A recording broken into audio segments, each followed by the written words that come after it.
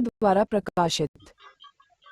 सरस्वती, जिसे सरस्वती भी कहा जाता है, हिंदू धर्म में प्रमुख देवी देवताओं में से एक है, जो ज्ञान, शिक्षा, कला, भाषण, कविता, संगीत, शुद्धि, भाषा और संस्कृति की देवी के रूप में प्रतिष्ठित है।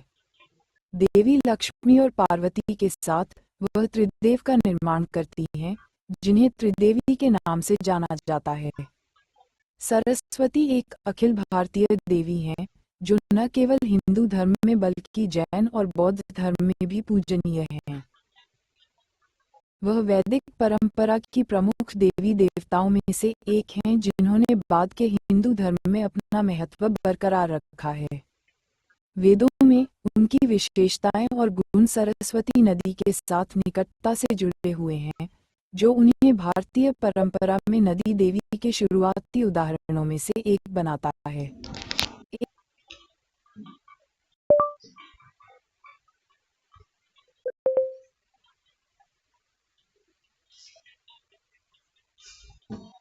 सरस्वती, विकिपीडिया द्वारा प्रकाशित।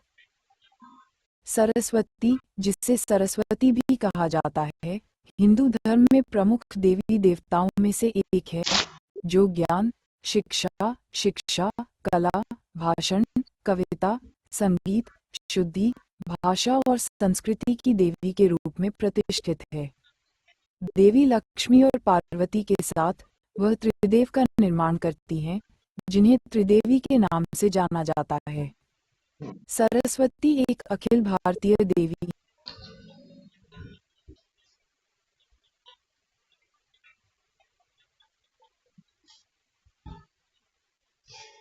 सरस्वती, विकिपीडिया द्वारा प्रकाशित। सरस्वती, जिसे सरस्वती भी कहा जाता है, हिंदू धर्म में प्रमुख देवी देवताओं में से एक है, जो ज्ञान, शिक्षा, कला, भाषण, कविता, संगीत, शुद्धि, भाषा और संस्कृति की देवी के रूप में प्रतिष्ठित है। देवी लक्ष्मी और पार्वती के साथ वह त्रिदेव का निर्माण करती हैं, जिन्हें त्रिदेवी के नाम से जाना जाता है। सरस्वती एक अखिल भारतीय देवी हैं, जो न केवल हिंदू धर्म में बल्कि जैन और बौद्ध धर्म में भी पूजनीय हैं। वह वैदिक परंपरा की प्रमुख देवी देवताओं में से एक हैं, जिन्होंने बाद के हिंदू धर्म में अपना महत्व बरकरार रखा है। वेदों में उनकी विशेषताएं और गुण सरस्वती नदी के साथ निकटता से जुड़े हुए हैं, जो उन्हें भारतीय परंपरा में नदी देवी के शुरुआती उदाहरणों में से एक बनाता है। एक नदी से जुड़ी देवी के रूप में सरस्वती को शुद्ध करने और उर्वरता का पोषण करने की दोहरी क्षमताओं के लिए पूजा जाता है। बाद के वैदिक साहित्य में, विशेष रूप से ब्राह्मणों में, सरस्वती को वाणी की वैदिक देवी वैक के साथ तेजी से पहचाना जाता है और अंततः दोनों बाद की परंपरा में ज्ञात एकमात्र देवी में विलीन हो जाती हैं। समय के साथ नदी से उसका जुड़ाव कम हो जाता है, जबकि भाषण, कविता, संगीत और संस्कृति के साथ उसका जुड़ाव अधिक प्रमुख हो जाता है। शास्त्रीय और मध्ययुगीन हिंदू धर्म में सरस्वती को मुख्य रूप से शिक्षा, कला और काव्य प्रेरणा की देवी और संस्कृत भाषा के आविष्कारक के रूप में मान्यता दी जाती है। वह निर्माता भगवान ब्रह्मा से जुड़ी हुई है, या तो उनकी पत्नी या रचना के रूप में। इस भूमिका में वह उनकी रचनात्मक शक्ति का प्रतिनिधित्व करती है, जो वास्तविकता को एक अद्वितीय और विशिष्ट मानवीय गुण प्रदान करती है। वह स्पष्टता और बौद्धिक व्यवस्था द्वारा विशेषता वास्तविकता के आयाम से जुड़ जाती है। देवी उन्मुख शक्तिवाद परंपरा के भीतर सरस्वती एक प्रमुख व्यक्ति हैं और सर्वोच्च देवी के रचनात्मक पहलू के रूप में प्रतिष्ठित हैं। वह कुछ वैष्णव परंपराओं में भी महत्वपूर्ण है, जहां वह विष्णु की पत्नियों में से एक के रूप में कार्य करती हैं और उनके दिव्य कार्यों में उनकी सहायता करती हैं। इन पुरुष देवताओं के साथ अपने जुड़ाव के बावजूद सरस्वती देवालय में एक स्वतंत्र देवी के रूप में भी खड़ी हैं, जिनकी पूजा बिना किसी पत्नी के की जाती है। उन्हें चमकदार सफेद रंग वाली एक शांत महिला के रूप में चित्रित किया गया है, जो सफेद पोशाक पहने हुए है, जो सत्व की गुणवत्ता का प्रतिनिधित्व करती है। उसकी 4 भुजाएं हैं, प्रत्येक में एक प्रतीकात्मक वस्तु है। एक पुस्तक, एक माला, एक पानी का बर्तन और एक संगीत वाद्य यंत्र जिसे वीणा के नाम से जाना जाता है। उसके बगल में उसकी सवारी है, या तो हंसा या मोर। सरस्वती को समर्पित हिंदू मंदिर दुनिया भर में पाए जा सकते हैं। सबसे पहले ज्ञात मंदिरों में से एक कश्मीर में शारदा पीठ है। पूरे भारत में सरस्वती की व्यापक रूप से पूजा की जाती है, विशेष रूप से उनके निर्दिष्ट त्योहार के दिन, वसंत पंचमी पर, जब छात्र उन्हें ज्ञान और शिक्षा की संरक्षक देवी के रूप में सम्मान देते हैं। परंपरागत रूप से इस दिन को छोटे बच्चों को वर्णमाला के अक्षर लिखना सीखने में मदद करने के लिए मनाया जाता है। बौद्ध धर्म में उन्हें पूर्वी एशियाई बेंजाइटन सहित कई रूपों में पूजा जाता है। जैन धर्म में सरस्वती को तीर्थंकरों की शिक्षाओं और उपदेशों के प्रसार के लिए जिम्मेदार देवता के रूप में सम्मानित किया जाता है। शब्द साधन। सरस्वती, सरस का एक संस्कृत समलन शब्द है जिसका अर्थ है पानी जमा करना, लेकिन कभी-कभी इसे भाषण के रूप में भी अनुवादित किया जाता है, और वती, जिसका अर्थ है वह जिसके पास अधिकार है। मूल रूप से नदी या नदियों से जुड़ा हुआ है जिसे सरस्वती के नाम से जाना जाता है, इसलिए इस संयोजन का अर्थ है वह जिसके पास तालाब, झीलें और पानी जमा है, या कभी-कभी वह जिसके पास वाणी है। ये सरस्वती का संस्कृत मिश्रित शब्द है जिसका अर्थ है जिसके पास बहुत सारा पानी हो। सरस्वती शब्द ऋग्वेद में एक नदी के संदर्भ और एक महत्वपूर्ण देवता दोनों के रूप में प्रकट होता है। प्रारंभिक अंशों में ये शब्द सरस्वती नदी को संदर्भित करता है और इसका उल्लेख दृष्टवती जैसी कई उत्तर पश्चिमी भारतीय नदियों में से एक के रूप में किया गया है। तब सरस्वती एक नदी देवता का प्रतीक है। पुस्तक 2 में ऋग्वेद में सरस्वती को नदियों, देवियों और माताओं में सर्वश्रेष्ठ बताया गया है।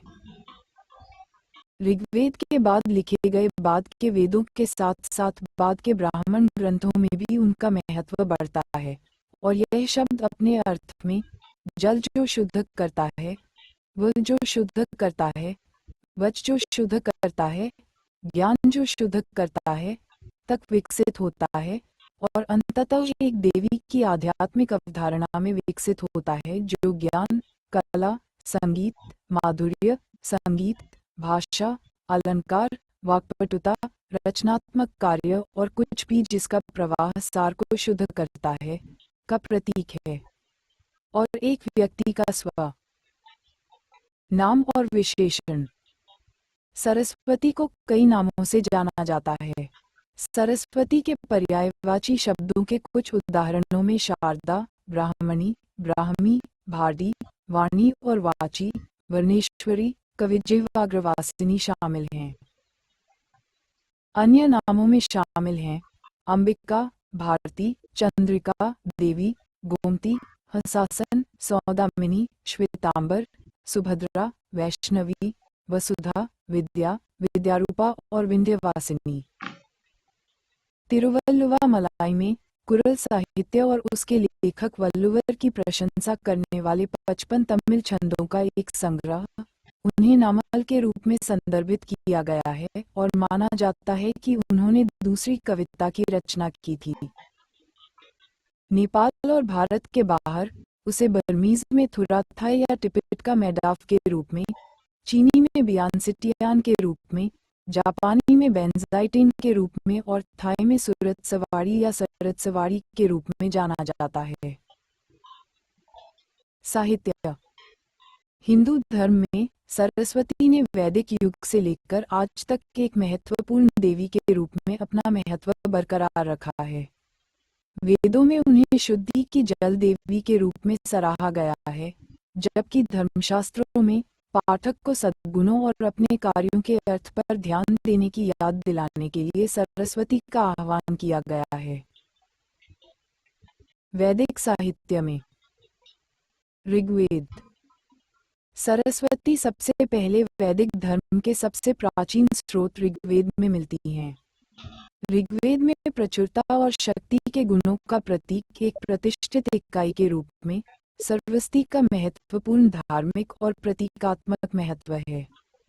मुख्य रूप से जल के आकाशीय क्षेत्र और दुर्जय तूफान देवताओं से जुड़ा हुआ, ये देवता देवताओं के भीतर बलि देवियों इला और भारती के साथ एक अभिन्न त्रिक संघ बनाता है।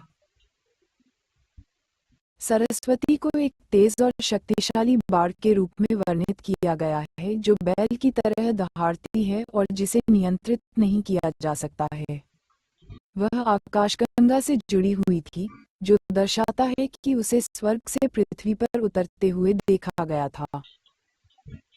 देवी का उल्लेख कई ऋग्वैदिक भजनों में किया गया है और उनके लिए समर्पित 3 भजन हैं। ऋग्वेद 2.4-1.16 में उन्हें कहा गया है, सर्वश्रेष्ठ माताओं, सर्वोत्तम नदियों, सर्वोत्तम देवियों। अपस के भाग के रूप में सरस्वती धन, प्रचुरता, स्वास्थ्य, पवित्रता और उपचार से जुड़ी है। ऋग्वेद की पुस्तक 10 में सरस्वती को उपचार और शुद्ध करने वाले जल की देवी के रूप में मनाया जाता है। अथर्ववेद में उपचारकर्ता और जीवनदाता के रूप में उनकी भूमिका पर भी जोर दिया गया है। यजुर्वेद सहित विभिन्न स्रोतों में उन्हें बहुत अधिक सोम पीने के बाद इंद्र को ठीक करने के रूप में वर्णित किया गया है। सरस्वती भी धी पर शासन करती हैं। धी प्रेरित विचार है, यह अंतर्ज्ञान या बुद्धि है, विशेष रूप से कविता और धर्म से जुड़ा हुआ। सरस्वती को एक ऐसी देवी के रूप में देखा जाता है जो प्रार्थना करने पर धी प्रदान कर सकती है। चूंकि भाषण के लिए प्रेरित विचार की आवश्यकता होती है, वह भाषण के साथ और भाषण की देवी वैक के साथ साथ गायों और मातृत्व के साथ भी अटूट रूप से जुड़ी हुई है। वैदिक दृष्टाओं ने उसकी तुलना एक गाय और एक मां से की है और स्वयं को उससे धी का दूध चूसने वाले बच्चों के रूप में देखा है। ऋग्वेद की पुस्तक 10 में उन्हें ज्ञान की स्वामी घोषित किया गया है। बाद के स्रोतों में, जैसे यजुर्वेद में, सरस्वती को सीधे वैक के साथ पहचाना जाता है, जो सरस्वती वैक नामक देवता बन जाती है। ब्राह्मणों में सरस्वती वैक की भूमिका का विस्तार होता है, ज्ञान के साथ स्पष्ट रूप से पहचाना जाता है और इस तरह वह वेदों की माता के साथ साथ स्वयं वेद भी हैं। शतपथ ब्राह्मण में कहा गया है कि जैसे सभी पानी समुद्र में मिलते हैं, इसलिए सभी विज्ञान वैक में एकजुट होते हैं। शतपथ ब्राह्मण भी वैक को एक द्वितीय रचनाकार देवता के रूप में प्रस्तुत करता है, जो रचनाकार देवता प्रजापति द्वारा निर्मित पहला देवता है। वह वही उपकरण है जिसके द्वारा उसने दुनिया का निर्माण किया, जो कि शास्त्र के अनुसार पानी की निरंतर धारा की तरह उससे बहती है। ये ब्रह्मा और सरस्वती के बीच संबंध के बारे में पौराणिक कहानियों का आधार है। अन्य ऋग्वैदिक परिच्छेदों में सरस्वती की एक शक्तिशाली और अजेय रक्षक देवता के रूप में प्रशंसा की गई है। ऋग्वेद 7.9-5.5 में उसकी प्रशंसा की गई है और उसकी तुलना एक आश्रय देने वाले वृक्ष से की गई है, जबकि 6:49 7 सीडी में उससे सुरक्षा प्रदान करने वाली कहा गया है, जिस पर आक्रमण करना कठिन है। कुछ अंशों में वह उग्र रूप धारण कर लेती है और उससे अजनबियों का हत्यारा कहा जाता है, जिसे अपने भक्तों को बदनामी से बचाने के लिए कहा जाता है। मारुत नामक लड़ाकू तूफान देवताओं के साथ उनका संबंध उनके भयंकर युद्ध पहलू से संबंधित है और उन्हें उनके साथ ही कहा जाता है। इंद्र की तरह सरस्वती को वृत्र का वध करने वाली भी कहा जाता है, जो सूखे का सांप जैसा राक्षस है जो नदियों को अवरुद्ध करता है और इस तरह दुश्मनों के विनाश और बाधाओं को हटाने से जुड़ा है। यजुर्वेद उन्हें इंद्र की माता और उनकी पत्नी दोनों के रूप में देखता है। तैत्तिरीय ब्राह्मण की पुस्तक 2 में सरस्वती को स्पष्ट वाणी और मधुर संगीत की जननी कहा गया है। महाभारत 400 BC और 400 ईस्वी के बीच रचित हिंदू साहित्य के 2 महान महाकाव्यों में से एक महाभारत में सरस्वती एक परिवर्तन से गुजरती है, जो एक नदी से वाणी और ज्ञान की पूर्ण विकसित देवी के रूप में उनके विकास को दर्शाती है। एक नदी के रूप में महाभारत में सरस्वती वैदिक भजनों में अपने शक्तिशाली और अतिप्रवाहित चित्रण की तुलना में अधिक शांत रूप में दिखाई देती है। वह प्लक्ष में उभरती है, विनाशन में रेत में गायब हो जाती है और फिर कई स्थानों पर फिर से प्रकट होती है, अंततः प्रभास में समुद्र में पहुंचती है। ये प्रतिनिधित्व नदी के ऐतिहासिक रूप से सूखने को धार्मिक विचारों में इसके निरंतर महत्व के साथ समेटने के प्रयास को दर्शाता है। महाभारत एक पौराणिक भूगोल प्रस्तुत करके ऋग्वैदिक सरस्वती की भव्यता को संरक्षित करता है, जो उसके अतीत की याद दिलाता है और धर्म के अनुसार उसके पाठ्यक्रम की पुनर्व्याख्या करता है। उसके प्रवाह को दैवीय इच्छा द्वारा निर्देशित, अधर्मियों से बचने और धर्मनिष्ठों की सेवा करने के रूप में दर्शाया गया है। महाकाव्य में उनके नाम को कई नदियों के साथ जोड़कर उनकी पहचान को सार्वभौमिक बनाया गया है। उनके ऋग्वैदिक विशेषण सप्तस्वर को पुष्ट किया गया है और घोषणा की गई है, सभी नदियां सरस्वती हैं। धार्मिक दृष्टि से सरस्वती के तट असंख्य तीर्थों से सुसज्जित हो गए हैं, जो तीर्थयात्रा और बलिदान के स्थल हैं। जबकि पंचविंश ब्राह्मण उसके प्रवाह के दौरान बलि अनुष्ठानों का वर्णन करता है, महाभारत इस पर विस्तार करता है, उसकी नदी को पवित्र स्थलों से भरे एक विशाल तीर्थ मार्ग में बदल देता है। ये बदलाव धार्मिक अभ्यास में एक व्यापक परिवर्तन का प्रतीक है, विशेष रूप से ब्राह्मणों द्वारा किए जाने वाले जटिल वैदिक बलिदानों से लेकर महिलाओं सहित व्यापक जनता के लिए अधिक सुलभ भक्ति प्रथाओं तक। सरस्वती के तीर्थों की यात्रा को अक्सर वैदिक बलिदानों की योग्यता के साथ जोड़ा जाता है। इस प्रकार नए धार्मिक संदर्भों को अपनाते हुए वैदिक अधिकार को संरक्षित किया जाता है। एक देवी के रूप में सरस्वती ने पहली बार महाभारत में अधिक मानवीय रूप धारण किया। जबकि ऋग्वेद और ब्राह्मणों ने कभी कभी वैक को मानव सदृश शब्दों में चित्रित किया है, महाकाव्यों में सरस्वती महान दिव्य सौंदर्य और योग्यता वाली महिला के रूप में दिखाई देती हैं। महाभारत की प्रत्येक पुस्तक का पहला श्लोक अपने पारंपरिक आरंभिक अभिवादन के भाग के रूप में देवी सरस्वती सहित परमात्मा का आह्वान करता है। महाभारत में उसकी भूमिका भी बदल जाती है, क्योंकि वह पूरी तरह से वैक में विलीन हो जाती है, स्वयं वाणी का अवतार बन जाती है।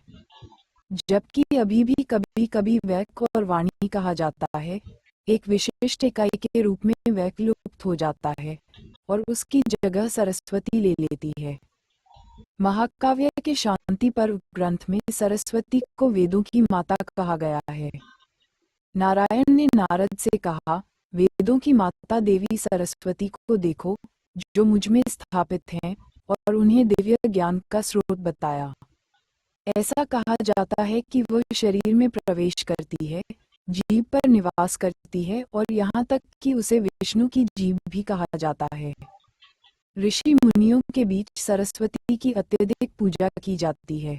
याज्ञवल्क्य के सामने प्रकट होने पर वह पवित्र ओम के साथ गूंजते स्वरों और व्यंजनों से सुशोभित होती है। वह ऋषि तार्क्ष्य के सामने भी प्रकट होती हैं, जो उनके दिव्य रूप की प्रशंसा करते हैं और उनका मार्गदर्शन चाहते हैं। सरस्वती बताती हैं कि वह पुजारियों की शंकाओं का समाधान करने के लिए अग्निहोत्र से उठी हैं और इस बात पर जोर देती हैं कि केवल एक विद्वान श्रोत्रिय ही अनुष्ठान कर सकता है।